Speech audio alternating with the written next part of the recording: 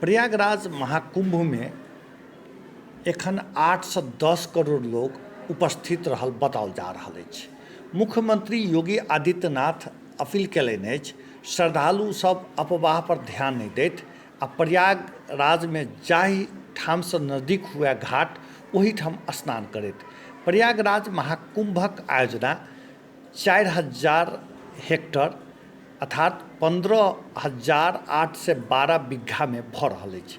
एतेक जमीन पर करीब 10 करोड़ लोग उपस्थित अछि। ई एरिया 25 सेक्टर में बाँटल गेल अछि।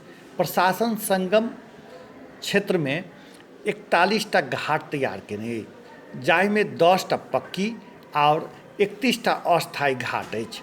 महाकुंभ में श्रद्धालु भारी संख्या देखल जा रहल अछि। प्रशासनक अनुसार एखन धरि 10 करोड़ लोग महाकुंभ में पहुँच चुकल अछि आ लगातार संख्या बढ़ि रहल अछि। प्रयागराज में 7टा बाट सँ लोक प्रवेश करैत अछि। महाकुंभ क्षेत्र में गाड़ीक लेल प्रशासन 102टा पार्किंग स्थल तैयार केने अछि, जाहिमे 70% पार्किंग स्नान घाट सँ 5 किलोमीटर नजदीक में रहल अछि, जखन कि 30% पार्किंग 5 सँ 10 किलोमीटर दूर पर। एकर अतिरिक्त 24टा सैटेलाइट पार्किंग अछि, जाहिमे 18टा मेला क्षेत्र आ 6टा प्रयाग शहर में स्थित अछि। महाकुंभक सबसँ महत्वपूर्ण स्थान संगम नोज अछि, जतऽ गंगा जमुना आ अदृश्य सरस्वती मिलन होइत अछि।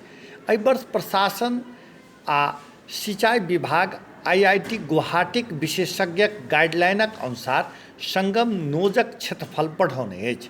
आब ओतऽ अतिरिक्त 2 हेक्टर स्थान विकसित कयल गेल अछि।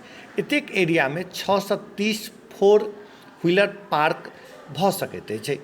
ई क्षेत्र करीब 4 फुटबॉल मैदान बराबरक अछि। मौनी अमावस्या पर श्रद्धालुक भीड़ कसिकऽ बढ़ल अछि। एहि क्रम में भगदड़ भेल अछि, जाहिमे किछु गोटे घायल भेल अछि। यूपी के मुख्यमंत्री आदित्यनाथ कहलनि सब घायल सबके अस्पताल में भर्ती कराओल गेल अछि आ हुनका सबके उचित इलाज भऽ रहल अछि। प्रधानमंत्री मोदी सेहो एहि घटना पर दुख व्यक्त करैत प्रशासन के हरेक संभव मदद कयल जायत निर्देशन देलनि अछि। कुंभ मेला संसारक सबसँ बड़का मेला में अबैत अछि।